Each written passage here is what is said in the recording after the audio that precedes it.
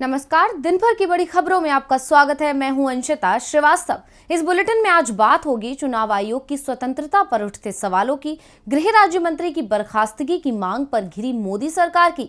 जानेंगे शिवपाल से गठबंधन के ऐलान के बाद क्या बोले अखिलेश यादव, पंजाब चुनावों को लेकर क्या है किसानों की रणनीति। बात करेंगे झारखंड में महागठबंधन में बिखराव के संकेतों की, बैंक कर्मचारियों की हड़ताल की और बुलेटिन के आखिर में बात मिस वर्ल्ड प्रतियोगिता की। लेकिन तमाम बड़ी खबरों से पहले एक नजर सुर्खियों पर। विधानसभा चुनावों को लेकर किसान नेता राकेश टिकैत की राजनीतिक दलों से अपील। कहा, सभी दल अपना घोषणा पत्र जारी कर बताएं कि सरकार बनी तो किसानों के लिए करेंगे क्या काम। पंजाब के पूर्व सीएम कैप्टन अमरिंदर ने बीजेपी नेता गजेंद्र शेखावत से की मुलाकात। सीट शेयरिंग पर हुई चर्चा, जल्द ही सीटों के बंटवारे पर हो सकता है फैसला।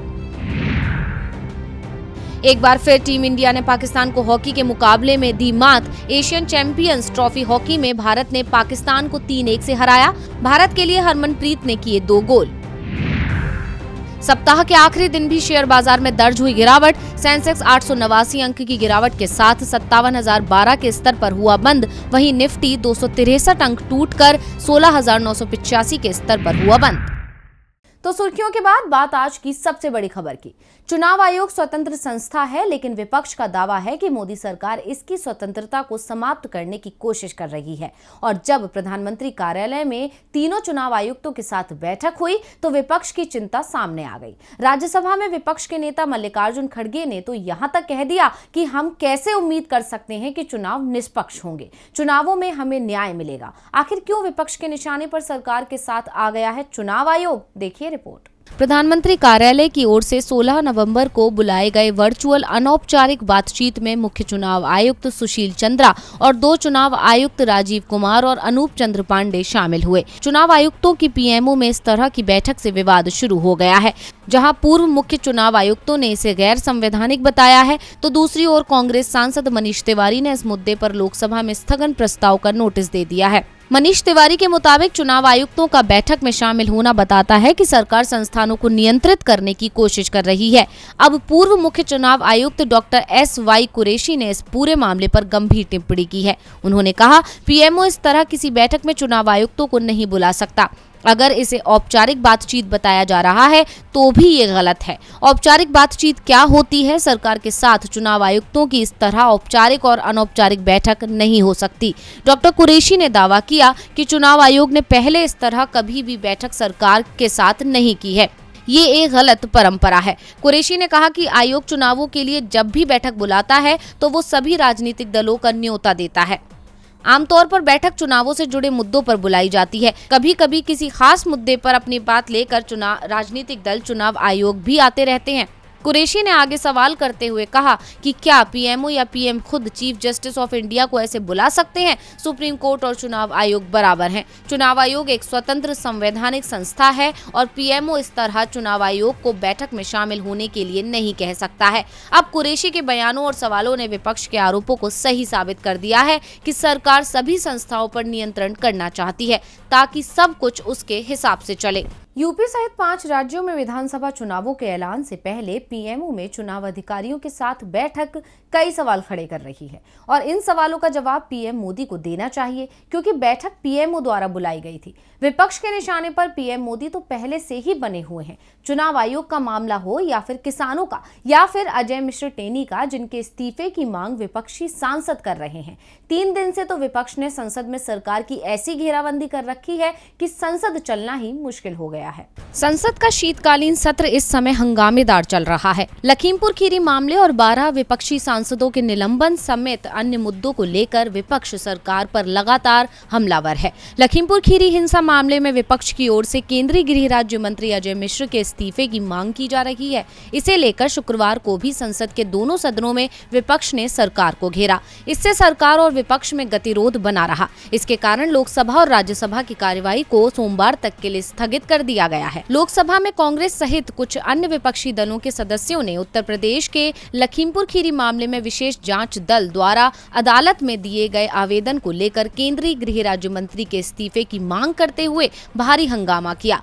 कांग्रेस सांसद और राज्यसभा में विपक्ष के नेता मल्लिकार्जुन खड़गे ने लखीमपुर खीरी मामले पर चर्चा के लिए सदन में स्थगन प्रस्ताव पेश किया और गृह राज्य मंत्री अजय मिश्र टेनी के इस्तीफे की मांग की थी। इसके अलावा बैंकों के निजीकरण और मर्जर के खिलाफ संसद के निलंबित सांसदों और अन्य सांसदों ने संसद परिसर में शुक्रवार को विरोध प्रदर्शन किया। उन्होंने बैंक हड़ताल का भी समर्थन किया। वहीं दूसरी तरफ विपक्ष की बढ़ती मांग को देखते हुए पीएम मोदी पर भी अब दबाव बनना शुरू हो गया है और इस दबाव की झलक दिखाई दी 40 सांसदों की बैठक में, जिसमें अजय मिश्र टेनी को नहीं बुलाया गया। ऐसा करना इस बात का संकेत देता है कि उन्हें रणनीति और चर्चाओं से दूर रखा जा रहा है और कयास हैं कि जल्द ही उनसे इस्तीफा लिया जा सकता है। टेनी के इस्तीफे की मांग सिर्फ संसद में ही नहीं हो रही, बल्कि विपक्ष से जनता के बीच भी बड़ा मुद्दा बना चुका है। यूपी चुनावों में भी ये बड़ा मुद्दा बन चुका है और इसका डर बीजेपी को दिख भी रहा है और इस डर को बढ़ा दिया है अखिलेश यादव और शिवपाल यादव के बीच गठबंधन के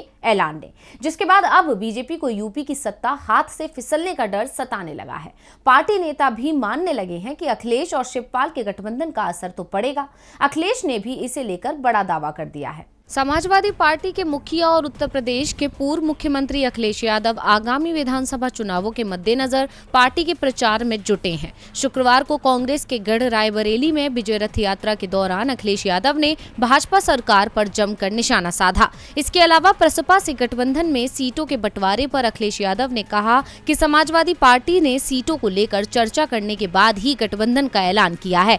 साथ ही उन्होंने कहा कि समाजवादी पार्टी ऐसा दांव चलती है जो किसी को समझ नहीं आता है। समाजवादी पार्टी प्रमुख ने एक बार फिर भाजपा पर हमला बोलते हुए कहा, भाजपा वाले ना क्रिकेट खेल पाते हैं और ना कुश्ती। भाजपा वालों को केवल ठोको खेल आता है। सपा ऐसा दांव चलती है जो किसी को समझ में नहीं आता है। वहीं विजय रथ यात्रा के दौरान अखिलेश यादव ने कहा कि बीजेपी ने जनता को सिर्फ दिक्कत, जिल्लत और किल्लत दी है। अखिलेश यादव ने कहा, भाजपा सरकार कहती है कि ऑक्सीजन की कमी से किसी ने जान नहीं गंवाई। मुख्यमंत्री केवल झूठ बोलना जानते हैं। बता दें कि अखिलेश यादव का ये बयान यूपी विधानसभा में सरकार की तरफ से दाखिल किए गए उस लिखित जवाब पर आया है, जिसमें लिखा गया था कि ऑक्सीजन की कमी से किसी की जान नहीं गई और ऐसी कोई जानकारी सरकार के पास नहीं है। इसके अलावा अखिलेश यादव ने दावा किया कि भाजपा की सरकार पूरी तरह फेल हो चुकी है। जनता समाजवादी पार्टी के साथ है। अखिलेश यादव के साथ जनता है या नहीं, ये तो चुनाव के नतीजों में साफ हो जाएगा। लेकिन इन दावों ने और सपा के साथ जुड़ती पार्टियों ने बीजेपी की मुश्किलें जरूर बढ़ा दी हैं। सपा का दाव कोई नहीं समझ पाता। अंतिम समय में शिवपाल से गठबंधन कर अखिलेश ने यूपी में बीजेपी की रणनीति बिगाड़ दी है, तो पंजाब में किसान सभी दलों की रणनीति खराब करने की कोशिश में जुट गए हैं। पंजाब के सभी 32 किसान संगठन अब चुनावों को लेकर एकजुट होने की तैयारी में हैं। किसान संकेत दे रहे हैं कि इस बार किसान पंजाब में चौंकाने वाला फैसला करने को तैयार हैं। 1 साल तक किसानों ने अपने अधिकारों के लिए मोदी सरकार से जंग लड़ी और अब वो खुद को मजबूत बनाने के लिए चुनावी जंग में भी उतरने की तैयारी कर रहे हैं। पंजाब विधानसभा चुनाव में अब की बार मुकाबला राजनीतिक दल बनाम किसानों के बीच देखने को मिल सकता है। चुनावी समर में उतरने के लिए अन्नदाताओं के बीच लगातार मंथन भी हो रहा है। जानकारी के मुताबिक पंजाब के 32 किसान संगठनों के नेताओं की लुधियाना के समराला में गुप्त मीटिंग हुई। वहीं बैठक के बाद किसान नेताओं का मानना है कि उनके लिए चुनाव लड़ना राजनीतिक लालसा से ज्यादा बड़ा है। किसानों के मसले पर सभी राजनीतिक दल और नेता वादे करते हैं, लेकिन उन्हें पूरा नहीं करते। 2017 के चुनाव में भी कैप्टन अमरिंदर सिंह ने पूर्ण कर्ज माफी का वादा किया था, लेकिन अभी तक सबको इसका लाभ नहीं मिला। केंद्र ही नहीं बल्कि राज्य से जुड़े बिजली, फसलों के रेट समेत कई मुद्दों पर भी उन्हें सुनवाई के लिए धरना देने को मजबूर होना पड़ता है। इसीलिए वो पारंपरिक पार्टियों से किनारा करने के मूड में हैं। वहीं किसान नेता बूटा सिंह बुर्ज गिल ने कहा कि जब तक किसान आंदोलन चल रहा था तो किसान नेताओं को राजनीति से दूर करने को कहा गया था। अब कृषि कानून वापसी के बाद आंदोलन खत्म हो चुका है। अब किसी पर कोई रोक नहीं है कि वे राजनीति करें या फिर चुनाव लड़ें। जहां एक तरफ ज्यादातर किसान सियासी अखाड़े में कूदने को तैयार हैं, तो वहीं राजनीतिक दलों के लिए चिंता बढ़ गई है। इसकी वजह पंजाब में वोट बैंक का गणित है। दरअसल पंजाब की कुल 117 विधानसभा सीटों में से 77 सीटों पर किसानों का डोमिनेंस है। आंदोलन में पंजाब के हर संगठन ने साथ दिया। किसान किसी न किसी संगठन से जुड़ा हुआ है। ऐसे में अगर 32 किसान संगठन एकजुट होकर चुनाव में आ गए तो पंजाब चुनाव में बड़ा सियासी उलटफेर होना। पंजाब के 32 किसान संगठनों का मोर्चा विधानसभा चुनाव लड़ने की तैयारी में है, यानी अब सत्ता से मांगे नहीं मनवानी बल्कि सत्ता की ही कब्जानी है। लेकिन सत्ता मिलना इतना आसान नहीं है और कई दल या संगठनों के समर्थन से सरकार बन भी जाए तो भी सरकार चलाना आसान नहीं होता। झारखंड में ये दिखाई भी दे रहा है, जहां सत्ता में भागीदार झारखंड मुक्ति मोर्चा और कांग्रेस के बीच खटपट तेज हो गई है। झारखंड में बीजेपी को सत्ता से हटाने के लिए कांग्रेस ने झारखंड मुक्ति मोर्चा के साथ मिलकर महागठबंधन बनाया था, लेकिन अब इस गठजोड़ के बंधन ढीले पड़ते दिख रहे हैं। झारखंड विधानसभा के शीतकालीन सत्र के मद्देनजर गुरुवार को मुख्यमंत्री हेमंत सोरेन की अध्यक्षता में महागठबंधन के घटक दलों की बैठक आयोजित की गई थी, लेकिन कांग्रेस ने इस बैठक से दूरी बना ली। इससे प्रदेश सरकार में अंदरूनी कलह को लेकर कयास का दौर शुरू हो गया है। गुरुवार को एक तरफ सीएम हेमंत सोरेन की अगुवाई में महागठबंधन के घटक दलों के विधायकों की बैठक हेमंत सोरेन के आवास पर हुई, तो दूसरी तरफ हेमंत सरकार में शामिल कांग्रेस के विधायकों ने पार्टी के विधायक दल के नेता आलमगीर आलम के आवास पर अलग से बैठक की। मुख्यमंत्री आवास पर झारखंड मुक्ति मोर्चा और राष्ट्रीय जनता दल के विधायकों की बैठक हुई। महागठबंधन के घटक दलों की बैठक कई मुद्दों पर चर्चा के लिए बुलाई गई थी। खासतौर पर विधानसभा सत्र के दौरान विपक्ष के हमलों को बेअसर करने की रणनीति बनाने को लेकर विचार विमर्श करना था, लेकिन कांग्रेस इसमें नहीं पहुंची। बताया जाता है कि कांग्रेस हेमंत सोरेन सरकार से कई मुद्दों को लेकर नाराज है। कांग्रेस का आरोप है कि सरकार में उनकी नहीं सुनी जाती। स्थानीय भाषा ओबीसी को 27% आरक्षण, जेपीएससी जैसे मुद्दे पर भी सरकार के रवैये से कांग्रेस नाराज है। ऐसे में सरकार पर विपक्ष के बढ़ते हमलों के बीच कांग्रेस के विधायकों द्वारा अलग से बैठक करने से प्रदेश में राजनीतिक सरगर्मी बढ़ गई है। गठबंधन की बैठक से कांग्रेस का किनारा साफ दिखा रहा है कि महागठबंधन में सब कुछ सही नहीं जा रहा है। अब हेमंत सोरेन की परीक्षा है कि वो कांग्रेस को कैसे साधते हैं। परीक्षा की घड़ी मोदी सरकार की भी है। 2 दिन से 9 लाख बैंककर्मी हड़ताल कर रहे हैं, जिस कारण से बैंकिंग कामकाज ठप है। बैंककर्मियों की हड़ताल के पीछे भी मोदी सरकार की नीतियां ही हैं। पीएम मोदी लगातार जनता से बैंकिंग सेवा से जुड़ने की अपील करते हैं। कहते हैं कि इससे लोगों को फायदा होगा, लेकिन खुद अपने लाभ के लिए बैंकों को निजी हाथों में सौंपने का काम कर रहे हैं। केंद्र की लिस्ट में कई सरकारी बैंक हैं जिसका वो निजीकरण करने जा रही है। इसके लिए संसद में प्रस्ताव भी आने वाला है। सरकार की इसी नीति के खिलाफ बैंक कर्मचारियों ने 2 दिन तक कामबंदी की, जिसमें सभी सरकारी बैंकों ने 9 लाख से ज्यादा कर्मचारियों ने हिस्सा लिया, जिससे बैंकों का सारा कामकाज ठप हो गया और आम लोगों को काफी दिक्कतों का सामना करना पड़ा। यहां तक कि बैंकों को भी करोड़ों का नुकसान भुगतना पड़ा है। पहले दिन की कामबंदी से करीब 19,000 करोड़ के बैंकिंग कामकाज के प्रभावित होने का अनुमान है। अखिल भारतीय बैंक कर्मचारी संघ के महासचिव CH वेंकटचलम ने दावा किया कि पहले दिन 20,40,000 चेक का क्लियरेंस अटक गया। इससे 18,600 करोड़ रुपए के बैंकिंग कामकाज प्रभावित हुए। सरकारी बैंक कर्मियों की मोर्चाबंदी के चलते जमा, निकासी, चेक क्लियरेंस, लोन अप्रूवल जैसे काम रुक गए। वहीं United forum of bank unions ने एक बार फिर मोदी सरकार को आंख दिखाई है। उनका कहना है कि केंद्र सरकार संसद के मौजूदा सत्र में बैंकिंग कानून संशोधन विधेयक लेकर आ रही है, जिससे भविष्य में किसी भी सरकारी बैंक को निजी क्षेत्र में देने का रास्ता साफ हो जाएगा।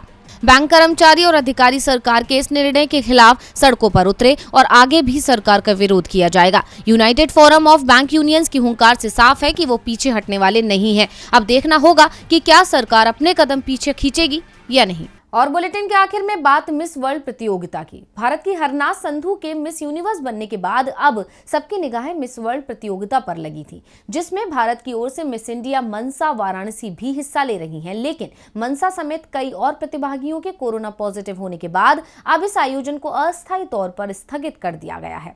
देखिए रिपोर्ट।